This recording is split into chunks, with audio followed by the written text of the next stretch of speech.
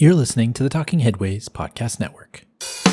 Talking Mondays. Keep moving on. Keep moving on. Talking Mondays. Keep moving on. Keep moving on.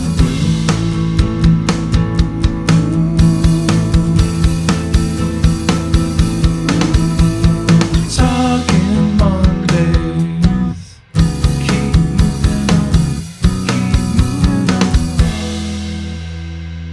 Happy Monday. This is Mondays at the Overhead Wire, sponsored by our generous Patreon supporters.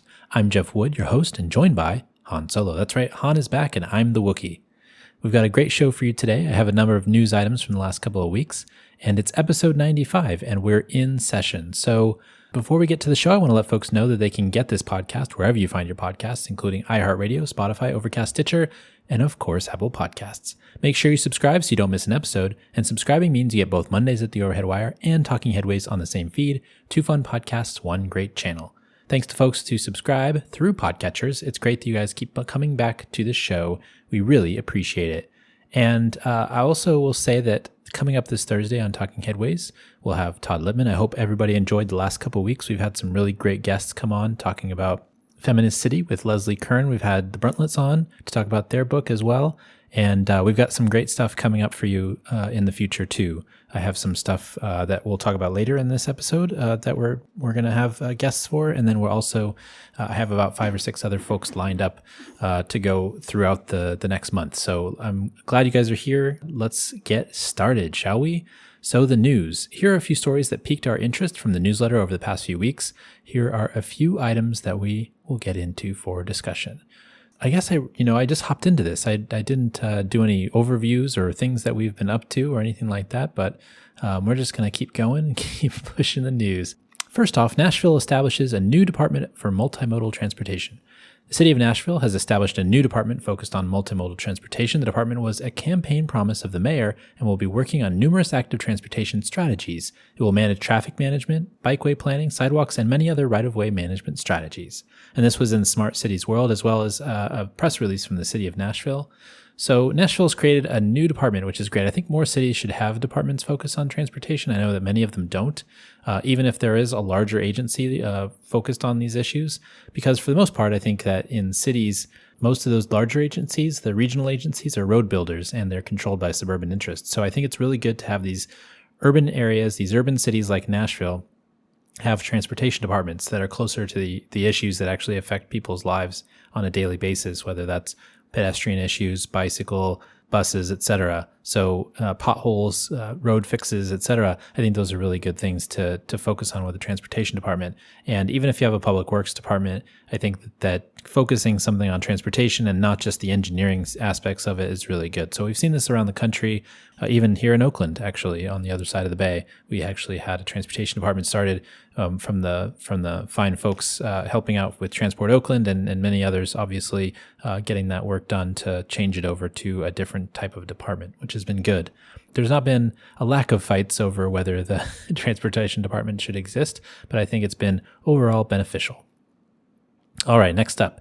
Self-storage laws are an equity issue. Self-storage companies in many cases have the ability to confiscate belongings if customers are late on payments, but a run of bad luck means they can't retrieve items such as those needed for healthcare reasons. A new law in Minnesota protects vulnerable people from losing important belongings at a time when they are most in need. This was by Peter Callahan, our friend at the MinnPost.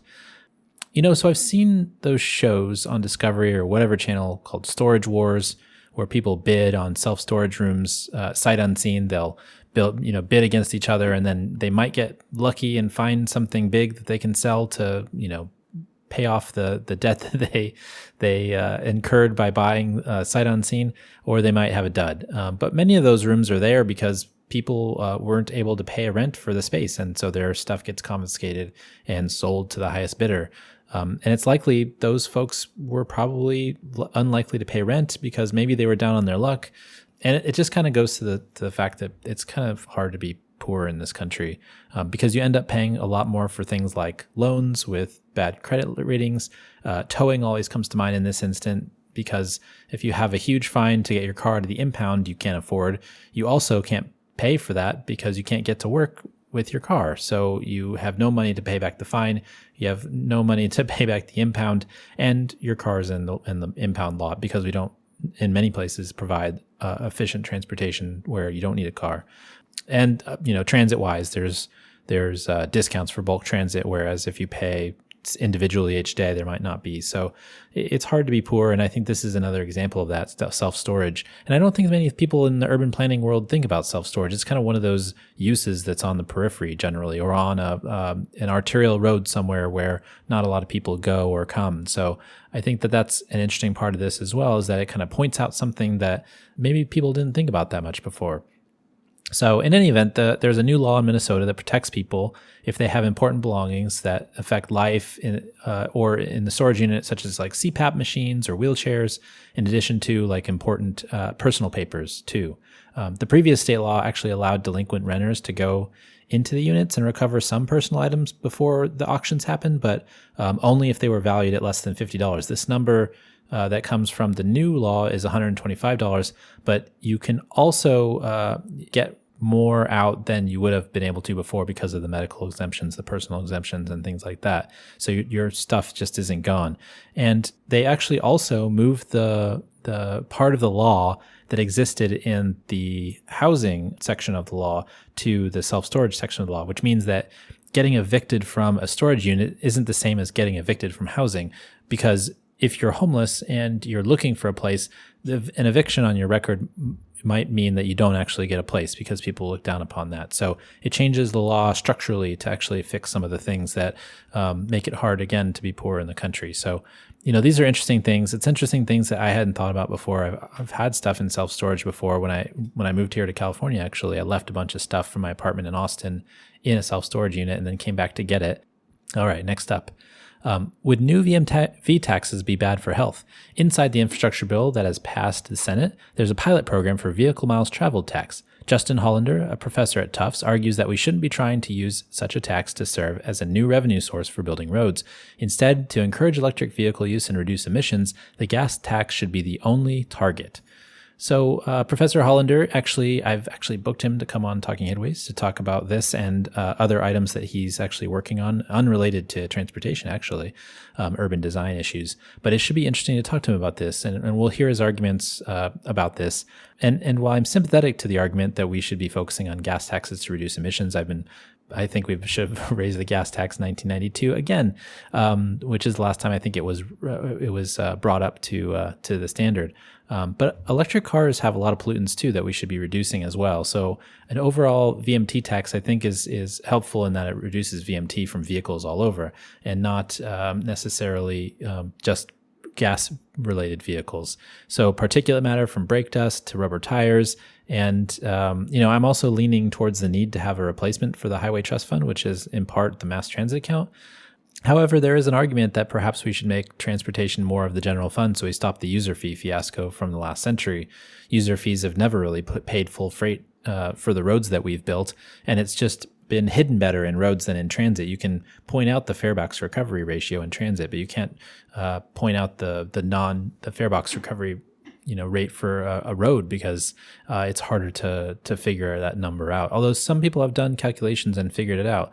There's a couple of research papers that point out kind of where the roads, and I think something from the Center for American Progress has done this as well. Maybe Kevin DeGood was working on this, where they point out basically, the roads that quote unquote do pay for themselves with user fees and the roads, most of them, that don't, which is a really interesting calculation. Also, there's, the national in the article, the National Safety Council estimated that more than 42,000 people died in motor vehicle crashes last year, the highest figure in years. The current gas tax already discourages driving. The answer for the USDOT is simply to increase the gas tax and get more cars off our roads. But, this argument specifically that he's making doesn't quite account for the VMT increases from electric vehicles. And the IPCC report and other climate reports say that we need EVs and to reduce driving overall. And I think Ben Holland even said that when he was on the show a couple of months ago too. So I believe a VMT tax would accomplish that better than letting EVs roam free. But I'm hoping that we can talk with Professor Hollander about that and other things soon. He'll be on the show hopefully in a couple of weeks. So we'll definitely dive into that. And maybe I'll have some tough questions because I don't know if I necessarily agree that we should eschew a vehicle miles travel tax. I do think we should increase the gas tax, but I don't know if we should let cars generally go scot-free. All right. Speaking of scot-free, Txdot wants to expand Austin freeways to 20 lanes. Txdot revealed plans to widen I-35 through downtown Austin to 20 lanes in some spots. They've ignored calls to cap the freeway and bury it, and used their academic partners at Texas A&M's TTI as cover for ignoring suggestions from local activists. Plans for expansion have been bouncing around since the 90s, but now Txdot believes that it's their way or the highway. This is by Nathan Bernier at KUT, Public Radio in Austin. So this makes me really mad. I can't believe that this freeway is getting expanded after everything we know about what the freeway did to East Austin and is still doing to Austin, like cutting it in half, how it's completely disconnected from itself because of that freeway. There's a double-decker freeway going straight through the center of town, and it's a huge mental and physical barrier. It's like highway engineers have no social skills and ignore the relevant readings in class. It's clear that they haven't read the history of a place like Austin, the people that are focused on doing this work at Txdot. Basically, East Austin was disconnected from the rest of the city by this huge freeway when they transformed it from a boulevard into a freeway. And it was part of the Jim Crow era. I mean, it was part of Separate but Equal. They built the schools for for Black people on the east side, and then you couldn't get to school otherwise, so you had to move to that side of town where they basically all clustered, which made things a little bit separated from the rest of white Austin. So this is a lesson that they should have learned. There's no reason to expand it to 20 lanes. I've said before many times, the cheapest and best way to do any highway expansion in Texas is not. You can actually take SH-130 and make it an interstate highway, make it I-35, and then toll I-35 through downtown. You don't have to expand the freeway. You can actually reduce traffic that way. And I swear nobody actually thinks of these things. Instead, we're going to spend $7 billion, $8 billion, probably end up being $10 billion, making a 20-lane freeway through Austin. That worked out real well for Houston and I-45. It really did not. It did not. It's still traffic. It's still ridiculous. And I just don't understand anymore. I don't get it anymore. There's the lessons are there. The induced demand lessons are there. The traffic. I mean, we could pave over the whole United States, but that's really not helpful. Actually, it's funny. I saw on Twitter yesterday, or maybe it was today or yesterday, there was a picture of Paris with freeways going all around the Eiffel Tower, and basically it bulldozed the whole city. And somebody had said, "Oh, hey, there, I made it better," which was a joke, obviously, but it just reminded me of I-35 through Austin, which really is frustrating to me. Okay, next up. The Commerce Clause is the zoning answer. Current zoning practices have exclusionary effects and have led to limited housing production around the country, but it can be hard to prove that these codes are discriminatory in a court of law.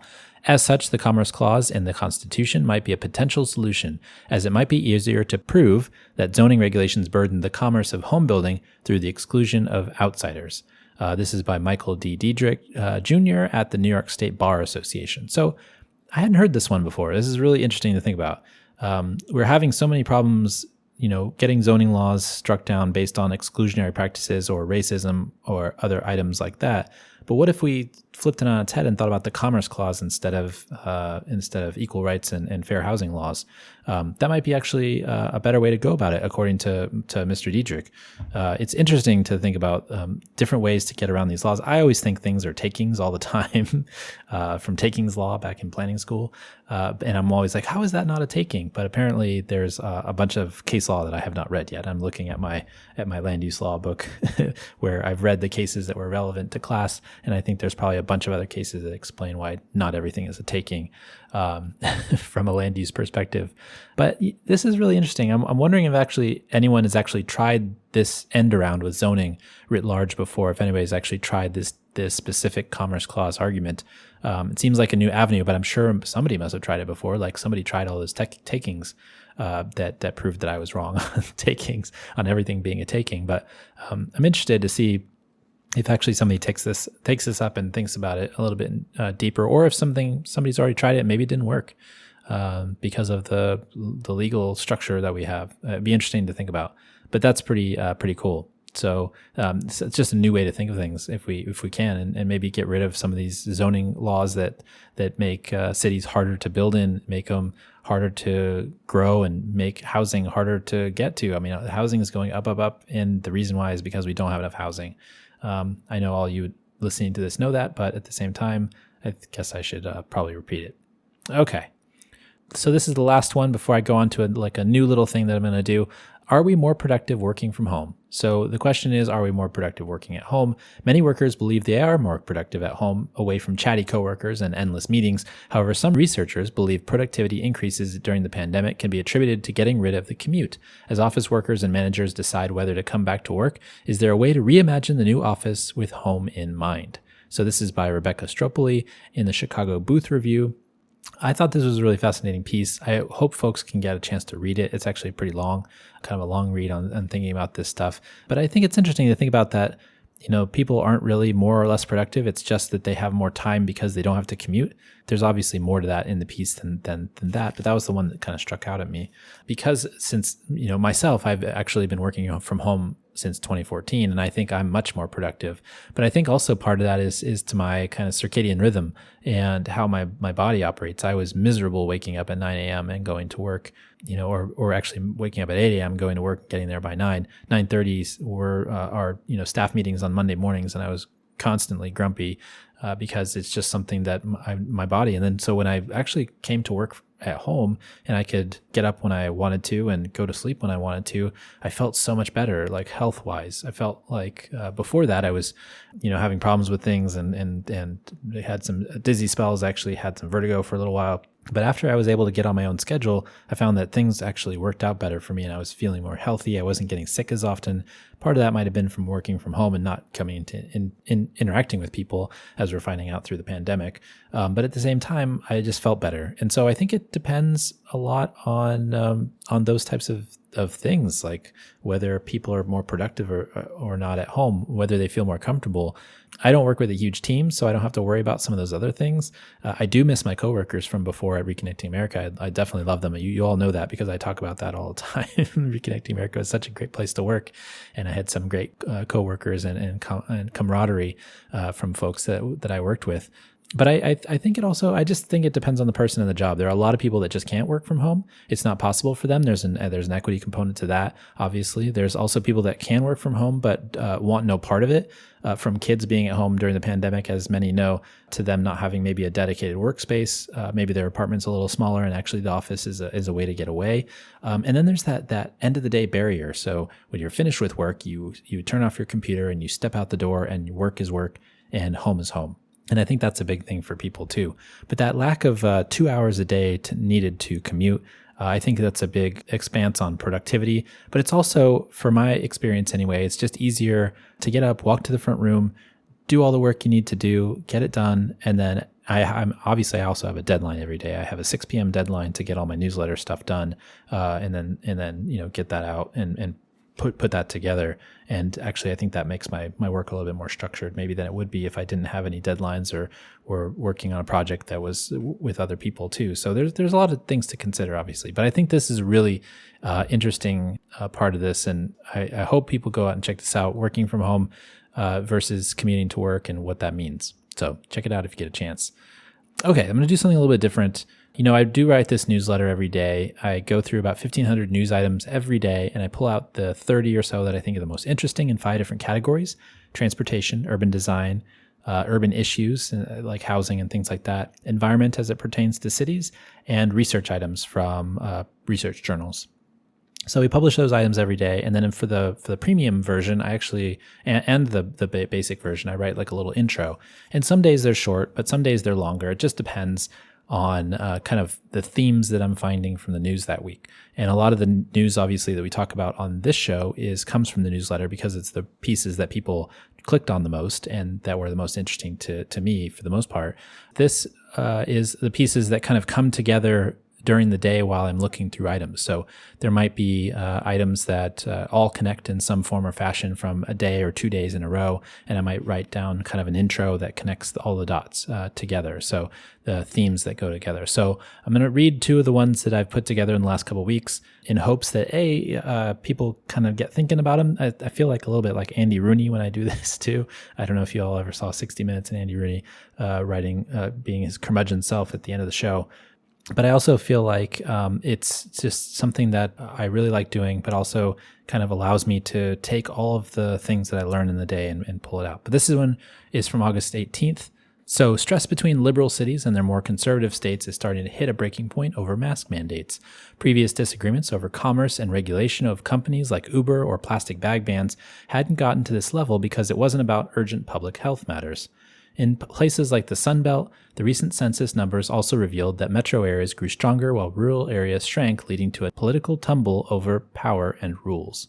However, this isn't uniquely an American phenomenon. Recent research looking at 30 European countries found that rural and urban areas there were diverging politically as well. People living in rural areas were found to have higher life satisfaction but greater distrust of the current political system. Urbanites vote less but are more disenchanted rather than distrusting. As metro areas in the U.S., Europe, and around the world grow powerful through trade and economic power, they seem to become closer in ideology to each other than they do the suburban and rural residents of their own countries. This point was clearly on display in an Associated Press piece talking about the Taliban entering cities that bear little resemblance to 20 years ago after years of international investment. Global trends and patterns can change things quickly if they are connected, but if you're not there to live through the gradual change, it might feel instantaneous. I don't really have much to add to that, but there was like 3 or 4 articles specifically about the census, about the kind of the political disconnection between the suburbs and the cities from a European perspective, where suburbs and cities are disconnecting similarly to the United States politically, conservative suburbs and more liberal in cities. And it's just interesting to see that it's not just here, it's everywhere. And I think that there's something about capitalism, there's something about globalization that's connecting those through lines. And I think that that was interesting from that perspective. And then this one is from today, actually, August 23rd. I wrote this for tomorrow's newsletter on August 23rd. Actually, the August 24th newsletter. Today is the 23rd, which will come out tonight, obviously. So this was interesting as well. A couple of items that kind of came together over the last few days. There have been a number of pieces over the last few days about despair or even feeling like not getting a fair shake in a global market. Today, that connection comes from an opinion piece in the New York Times discussing the lying flat movement in China. Tired of a society where people work themselves to the bone for others' gain, some have decided to work just enough to get by, tired of 80-hour work weeks and endless stress. This, to me, ties to yesterday's piece about belonging in Fast Company. If you're always working, where outside of work do you belong? Many people find soccer teams to follow or a hobby to connect with others, but a lot don't. And that has real implications for our cities and how they create culture and connections beyond residents. It has implications for how people treat one another as well. It also ties to the podcast we shared last week with Professor Leslie Kern. One thing that stuck out to me talking to her was that most people really don't have a place to hang out that's not tied to buying something, even if that's a coffee. And some have argued that because of this, capitalism writ large is making us lonely, from that commercial connectedness to less time for being social. There's a lot we can do better to create more social capital, and we have made some strides in creating public spaces even if they aren't perfect. But it's something I'll have to think more about when I finish my work. So there was a piece yesterday in Fast Company talking about belonging. About 60% of Americans feel like they belong to America, but 30% of Americans, and it's equal actually between Democrats and Republicans, feel like they're connected to their communities. And so people are feeling connected to America, but they're not feeling connected to their local communities.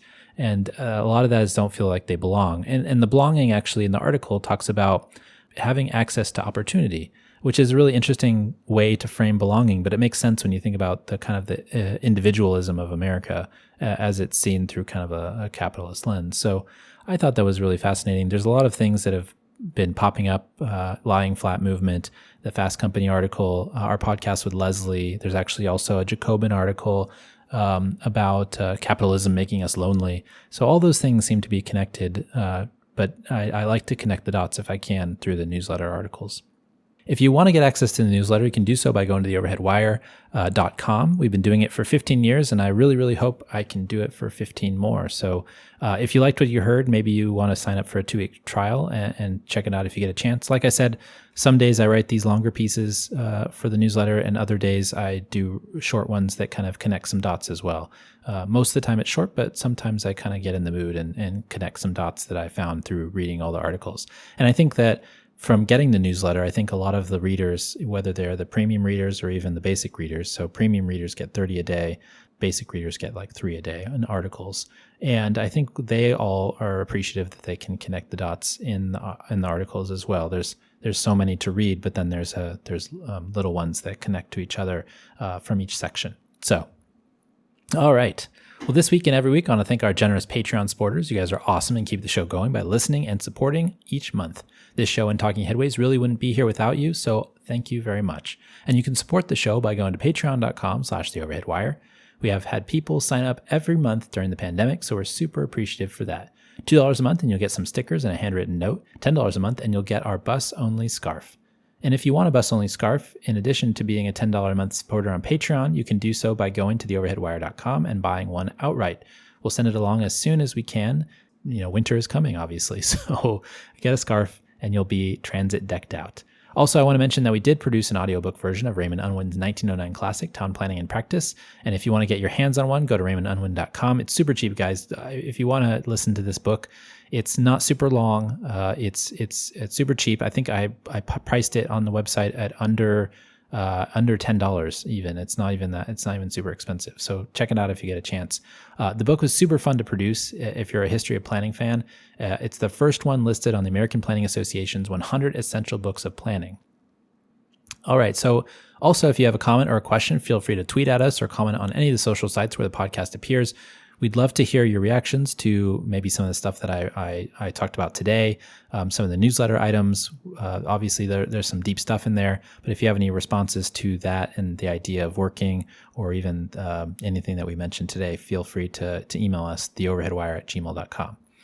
And so finally, this is Puppies and Butterflies. This is part of the show where we talk about something fun, interesting, or maybe it just didn't fit in other sections. I just want to talk about fruit for a second. We've had a really good fruit summer. I go to the farmer's market on Saturday mornings with Nancy, and fruit is amazing. We get strawberries, and there's also blackberries, blueberries from time to time. And I just really appreciate the summertime when we can get some of that stuff. It's really good. Basil for pesto as well. Obviously, you can get all the other stuff from farmers markets most of the year, but seasonal stuff is really fresh and really good. So I don't know, something about the strawberries just really gets to me because they're so good. But as berries fade, it also means we're getting closer to my favorite month, October. We're getting closer to my favorite season, the fall. And to think this year is actually only halfway over, or is halfway over. Actually, that seems like it's gone by really fast. I can't believe that. Anyways, you can find me on Twitter at @TheOverheadWire or at TheOverheadWire.com if you want to find me. TheOverheadWire@gmail.com if you want to write in. Thanks for joining us at Mondays at The Overhead Wire. Thanks to all of our generous Patreon supporters for sponsoring this week's podcast and all of our podcasts. We really, really do appreciate it. And we'll see you next time. Talking